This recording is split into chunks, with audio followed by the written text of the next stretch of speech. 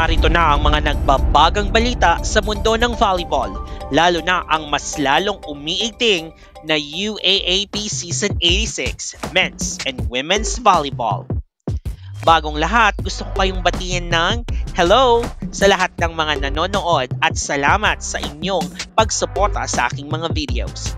Ang pag-uusapan natin ngayon ay ang UAAP Men's and Women's Volleyball Team Standing, ang komentary natin para sa mga nakaraang laro at ang schedule para sa linggong ito. Meron na kayang teams na abante sa Final Four? Malalaman na kaya natin ang strengths and weaknesses ng mga bawat teams. Yan ang ating aabangan.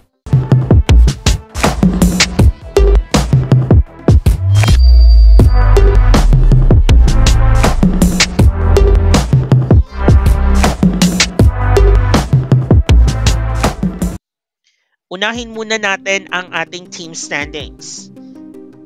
Sa men's volleyball, nangunguna pa rin ang FEU Tamaraws na wala pang talo. Meron na silang 4 na panalo. Sinusundan naman niya ng NU Bulldogs at DLSU Green Spikers na kapwa may 3 ng panalo at 1 talo. Sinusundan niya ng UST Golden Spikers, Ateneo Blue Eagles at Adamson Soaring Falcons na kapwa na may 2 panalo at 2 talo. Ang UE Red Warriors at UP Fighting Maroons naman ay nagsisik pa rin ng kanilang unang panalo. Dumako naman tayo sa women's volleyball. Nangunguna ang UST Golden Tigresses na wala pang talo. Meron na silang 4 na panalo. Tayo naman sa second place ang DLSU Lady Spikers at NU Lady Bulldogs. Meron na silang 3 panalo at 1 talo. Trailing behind naman ang FEU Lady Tamaraws at Adamson Lady Falcons na kapwa na may 2 panalo at 2 talo. Ang UE Lady Red Warriors at Ateneo Blue Eagles naman ay may 1 panalo at 3 talo. Ang UP Fighting Maroons ay nagsisik pa rin ng kanilang unang panalo. Ating balikan ang mga games this week at tingnan natin ang mga naging improvement sa kanilang laro. Okay, umpisahan natin last Wednesday. Ang mga teams na naglaro ang NU versus Adamson, Ateneo versus UP. Nakuha nga ng National University Lady Bulldogs ang kanilang panalo laban sa Adamson sa score na 25-17, 25-20 at 25-20. Nakuha nila ang panalo via 3 sets. Si Lams Lamina ang tinanghal na player of the game with 17 excellent sets and 2 points. Sinundan naman niya ni Alyssa Solomon na may kapareha ding puntos, 17 points, at si Bella Bilen ay nagkaroon ng 15 points. So masasabi natin na ang NU Lady Bulldogs nga ay bumabawi sa kanilang unang laro laban sa UST Golden Tigresses kung saan nga natalo sila via 3 sets. Mapapansin natin na mas lalo na nilang pinaigting ang kanilang floor defense at naa-activate na ang mga spikers nila. Nagkakaroon na rin sila ng mga plays kaya mahirap mabasa ng kanilang kalaban ang kanilang mga spike.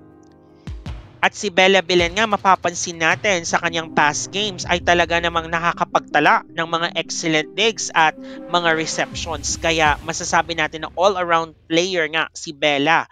Ayan, so na-activate ng mga ibang spikers ng NU Lady Bulldogs at ito na kaya ang umpisa ng kanilang winning streak. Sa panig naman ng Adamson ay sa larong yun ay mukhang naging mabagal ang kanilang opensa dahil nababasa ito ng NU Lady Bulldogs. At sa sumunod nga na game ay between Ateneo de Manila University Lady Eagles at ang UP Fighting Maroons. Nanalo dito sa game na to ang Ateneo with 22-25, 20-25, 25-22, 25-17 at 15-9. It's a reverse sweep nga, ika nga. Si Lian Di Guzman ay nakapagtala dito ng 24 points. At masasabi natin na isa ito sa mga pinakamagandang laro na ipinakita ng Ateneo Lady Eagles. On the part of UP ay nagkaroon doon ng spark plug sa kanilang mga players dahil si Itang nga ay nakapagtala din ng maraming block points during that game. Kinapos nga lang sila doon sa mga sumunod na sets dahil nakuha na nila yung dalawang sets ay mukhang nag-relax sila dun sa mga sumunod na sets. In that case, mas lalo namang umigting ang scoring ng Ateneo kaya nakuha nila ang panalo during that game. Ang Ateneo ngayon ay meron ng 1 win this season. So, ang sumunod naman na game day ay last Saturday. Ang unang game ay between NU versus UP. Sinundan niya ng arch rival na DLSU versus Ateneo de Manila University. Laro, mukhang on the roll nga ang NU Lady Bulldogs nang talunin nila ang UP Fighting Maroons. Masasabi natin na nakukuha na nila ang kanilang rhythm dahil sa game na ito ay gumanda ang kanilang blocking at coverage. Sa scores na 25-17, 25-16 at 25-17 ay nakuha nga nila ang panalo via 3 sets. Ang UP nga ay still naghahanap pa rin ng unang panalo this season. Sinundan naman niya ng game between the arch rival De La Salle University at Ateneo de Manila University Lady Eagles. Sa game na ito ay naging dominante ang LaSalle at matatandaan natin na ang LaSalle ay galing sa pagkatalo laban sa UST Golden Tigresses. Si Thea Gagate ay nagkamit ng 15 points. Out of that 15 points, 9 ang atake, 5 blocks at isang ace. Sabi nga nila delikado ang isang team na katulad ng LaSalle lalo na pag galing sa talo dahil talagang i-improve nito ang kanyang mga skills. At mapapansin pa rin natin dito sa game na ito na meron pa rin errors na naitatala ang LaSalle. Maybe they want to lessen these errors in their next. On the part of Ateneo de Manila naman ay na-extend ang streak winnings ng LaSalle to 14. Sa parte naman ng Ateneo de Manila University ay marami nga ang nagsasabi na lumiliit na daw ang audience nila lalo sa mga live games na ito. Pero hindi naman natin maikakaila na nasa rebuilding stage pa rin sila. During the next games ay mas lalo pa nilang maipapakita ang kanilang skills na magpapatibay sa kanilang mga fan base. Okay, last Sunday was also interesting. Okay, ang games dito ay ang UE versus Adamson at UST versus FEU. Matatandaan nga na bago ang game ng UE versus Adamson ay naglabas ang UAP ng statement na suspendido ang head coach ng UE na si Coach Jerry. Kaya naman naapektuhan dito ang games more probably dahil sa game na ito ay naipanalo nga ng Adamson via 4 sets. Sa score na 25-19, 25-19, 26-28 at 29-27. Tinanghal nga na player of the game si Barbie Hamili na una nating nasilayan with 20 points. Hindi naman nagpatalo si Cassie Dongallo ng UE na meron ding 26 points. Inalay nga ng UE Lady Red Warriors ang kanilang laro sa kanilang head coach na si Coach Jerry. Pero hindi pa rin natin may iwasan syempre ang presence ni Coach Jerry sa loob ng court.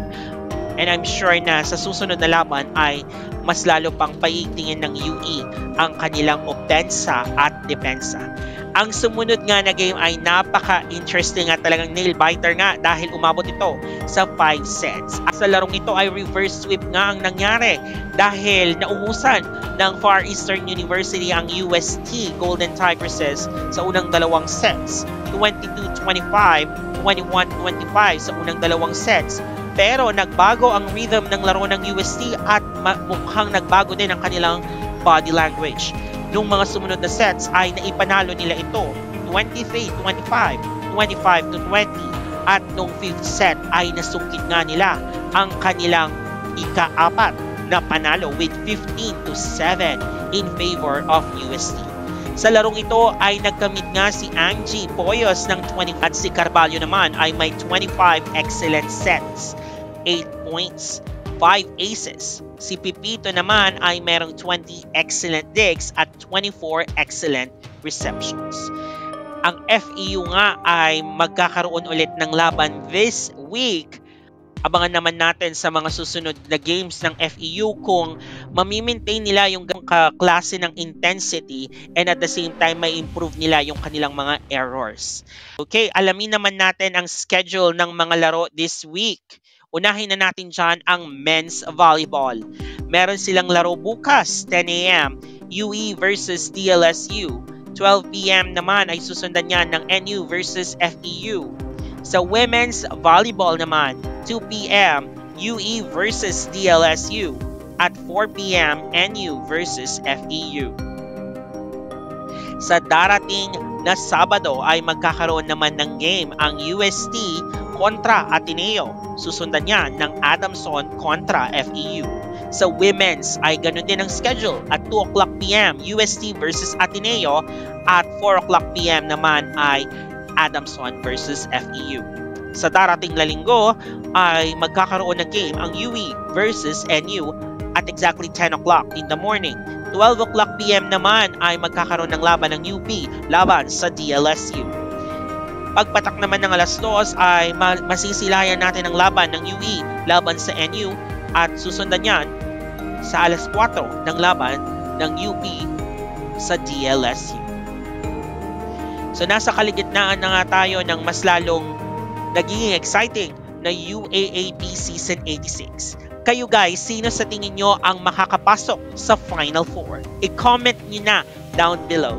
Maraming salamat ulit sa panonood. Hanggang sa muli. Paalam!